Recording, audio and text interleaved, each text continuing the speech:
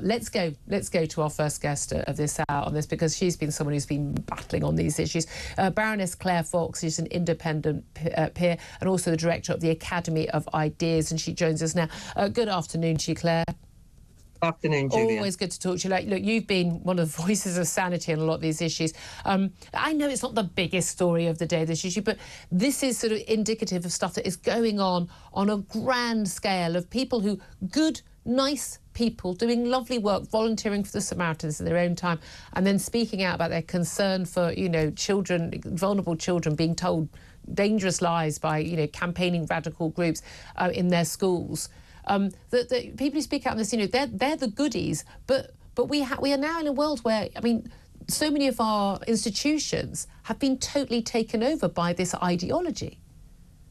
Tell you what's really distressing. You've been talking in passing about the Liam Payne issue and the problems of mental illness, potentially, or people suffering with problems, people possibly thinking of drastic actions, not being quite stable.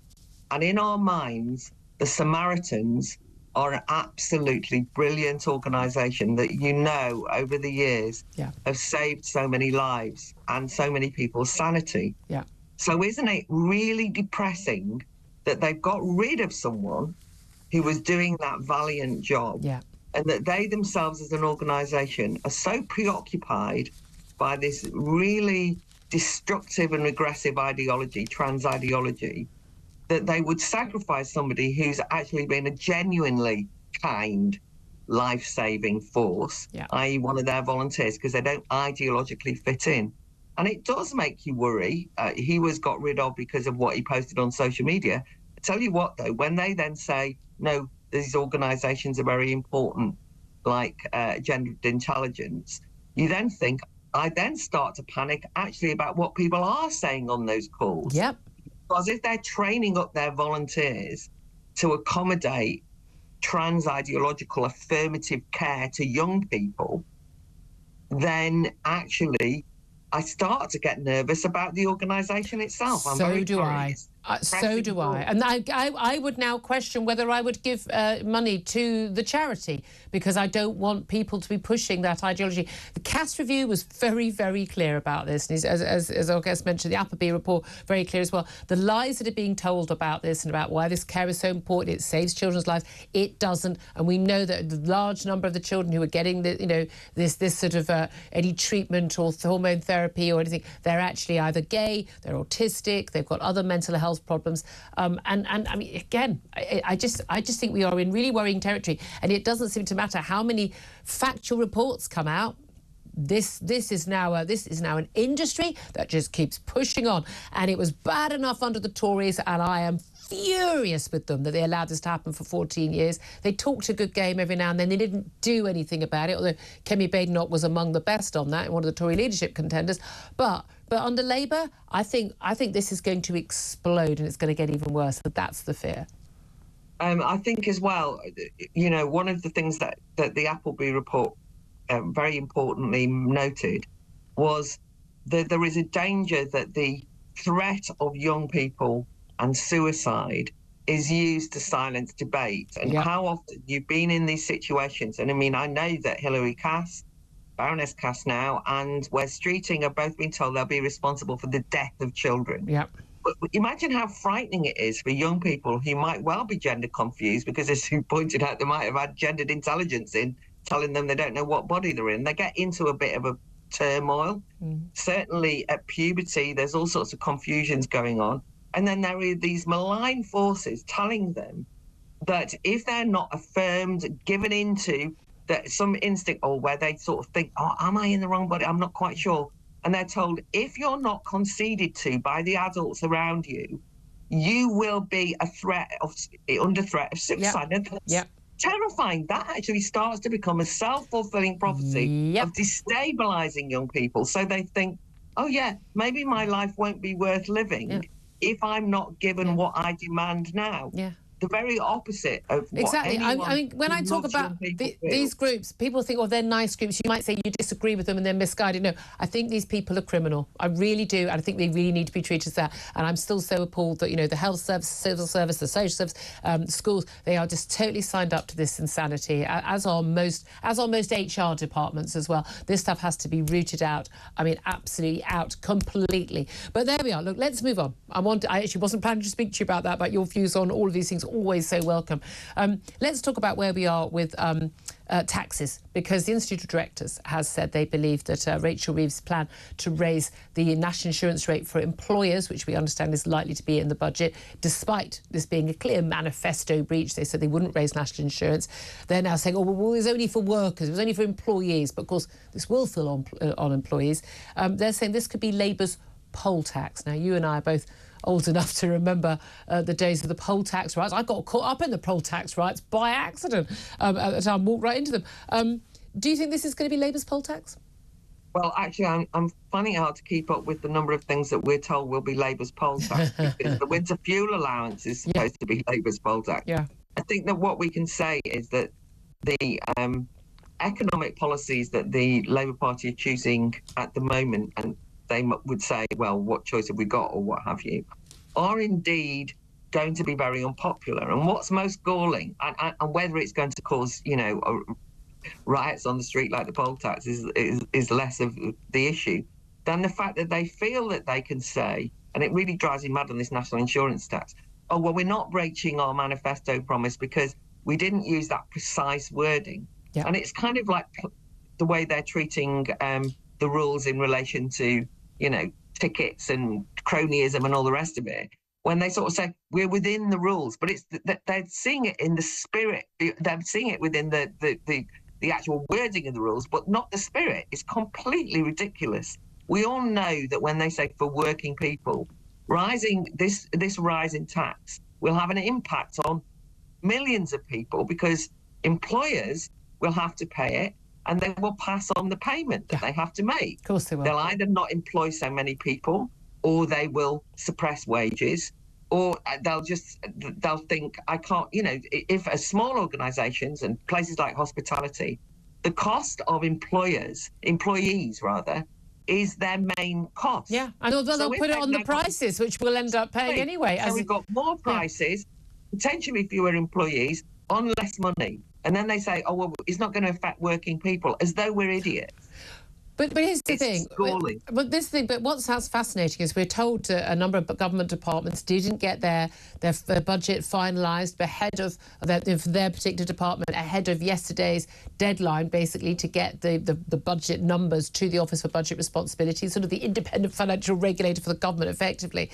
And we're told there's going to be a lot of cuts, that actually some departments are going to be looking for 20% in cuts. Now, I can remember back in 2010, 2011, when George Osborne as Chancellor for David Cameron's government, when they were instigating cuts because austerity post the huge outlay and the huge cost of the economic crash in 2008, 2009, the Labour government kept saying, you can't do this. This is the worst thing to do. It doesn't make sense economically. You need to be spending, not withdrawing government spending. But they're about to do exactly the same thing. But they've spent the last 14 years criticising the Tories for austerity, and they're about to do the same thing in almost, I would say, similar circumstances. What do you make of that? Well, I think it's similar to that clip of Rachel Reeves talking about how a hike in national insurance contributions by employers will affect working people. I mean, there's always a clip, as they say. I mean, the truth of the matter is that they are going to launch huge cuts. But in the middle of this, when they say there's no choice, I just want to point out there are always choices, and they're making them. And so we know that they're prepared to spend an enormous amount of money in relation to reaching net zero targets. We know that even if you look at their foreign aid budgets that are related to net zero, if you only saved on that, you could deal with the winter fuel allowance. They talk a good game, and I don't want to put this down because it's the game I agree with, which is that we need economic growth and prosperity. We can't just keep having the same size cake and dividing it out. That's all true. And the investment summit the other day, all very inspiring stuff. But the difficulty is that they're also bringing in a range of policies that will actually act as those regulatory roadblocks that will stop that economic growth happening. Yeah. And they themselves are the ones who are actually introducing layer upon layer of bureaucracy, demands on employers through all sorts of things like EDI, ESG targets, and so on and so forth, which will mean that you can't just get on with that job of economic growth. Yeah. Creating and the only jobs, growth selling that they people talk about things. is green jobs. You know, that's the only type. Yeah. But what about the steel industry? Yeah. What about the fact that they're closing down the only coal mines that there are, and we haven't got cheap energy because they won't invest in what would be cheap energy because it breaches their net zero targets, etc., etc. So these choices are what they should be held to account for. It's kind of painful. It's kind of painful to watch as it's happening, sort of slow motion car crash. No wonder, I think, it's quite no surprise really that latest poll shows that voters are now more positive about Reform UK than they are about Labour. I mean, Keir Starmer's personal ratings have collapsed. He's now well below where Rishi Sunak was when he just ahead of losing the last general election in July. Labour's support, I think they were like neck and neck or 1% above the Conservatives. They haven't even got a new leader yet, for goodness sake. I mean, it is quite extraordinary. One other issue which we know is a massive issue for a lot of voters, particularly for Tory voters, but again, I think for many, many Labour voters too, is the issue of what's going on with migration, whether it's legal migration on a mass scale or whether it's illegal migrants coming over on those Channel migrant boats. And there's a latest story today suggesting that thousands of extra hotel beds for migrants could be needed. They'll have to basically reopen the asylum hotels that have no longer stopped being used by the government because the surge in migrant numbers, because what a surprise, they haven't smashed the gangs yet and no one actually thinks they will smash the gangs. And even if they did, a new gang would appear and the pull for many migrants is still there. But there was a manifesto pledge, black and white, end asylum hotels, paying taxpayers' money. I think it was like $4 million a day to basically put people into hotels. It was 4-star hotels at some point under the Tories. They're going to basically in breach of that again. What do you make of that? Well, first of all, having listened in the Lords to the Labour when they were opposition talking about the hotels as though they were kind of, you know, almost like concentration camps, you know, this inhumane treatment. The difficulty for Labour on this is that the hotels in many local areas, in small areas, not like in London, or maybe the only main hotel where people will use for the swimming baths or where your kids get married or where there's big social nights, dinner dances that they used to be known, but, you know, like a bit of a social centre, and they're suddenly taken out of action. So it also creates real tensions in local areas. Yeah. And they won't consider, I mean, if you look around Europe now, and it is ironic to have a situation where Donald Tusk in Poland is saying we're going to stop. Donald Tusk, Mr. Pro-EU, Donald no Tusk, borders, no borders, all the rest of it. You know, freedom of movement is wonderful, he says. And then he says, we're going to stop asylum. But also you look at Italy, they're offshoring their processing. And I think that although the Rwanda scheme per se was all sorts of problems with it under the Tories, the notion of offshoring asylum seekers and in diverting those small boats somewhere else is something that other European countries are doing so that they won't have these kind of hotel crises. It will be interesting to see whether Labour have got the courage to try and take on something more radical, because it's obvious that they weren't going to come in and smash the gangs. No, exactly. The only way that they could deal with when they said we're going to speed our way through all the applications, the sad bit was, and give a lot more people asylum than before. And again, there's this idea, well, it's good because then they'll be contributing to the economy. Yes, because of course they're all engineers and hospital consultants and astrophysicists. I mean, it's absolute nonsense. Unskilled labour, young men barely speak English. Of course they're going to be earning high amounts and contributing. And most of them we know will be on minimum wage, if that, in the black market. We still won't get taxes from them. Can I just ask you just finally, though, just briefly, if you will, Claire? I've always said, and I've always thought this, I've been talking about this issue since, I mean, gosh, about 2000. I'm quite ahead of the curve on this one. I'm being criticised for it. But this is the thing is, the people who make the decisions in this country, whether they are the politicians, senior civil servants, the media who sort of direct the stories about this, and have basically tried to ignore this story and just call everyone bigoted or far-right who express concerns about this. They are not directly impacted by this. They know plenty of people who have come from abroad, and those people are basically completely signed up to the same values that they have. You know, they speak good English, they own work, they live next door, they have lunch with them, or they own a local restaurant or a local deli, and they compete, or it's their cleaner, come from, you know, Romania or Poland or wherever. They do not understand the impact this is having on ordinary people in ordinary jobs, trying to get their kids into school, get a GP appointment, their local housing needs and all that. They simply do not live with the consequences of mass-scale legal migration, but also the arrival of huge numbers of young men illegally on boats being put into their local communities, because it doesn't happen in their communities. Isn't that the fundamental issue? They really don't get it. I genuinely think that they think that all immigrants who arrive here are lovely, to be embraced, shows the diversity of the country. And the people they have most contempt for are the hoi polloi who feel uncomfortable about mass migration. Yeah.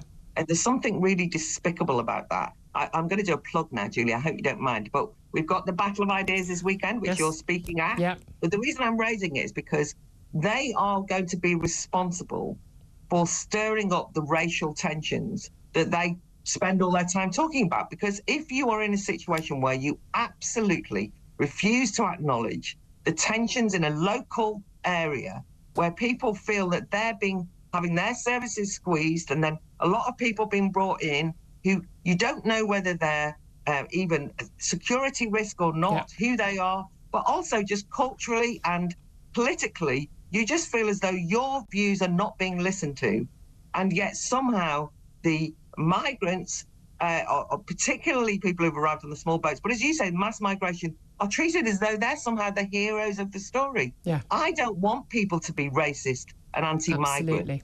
I don't want asylum as a concept to be discredited by these people, but that's what they're doing.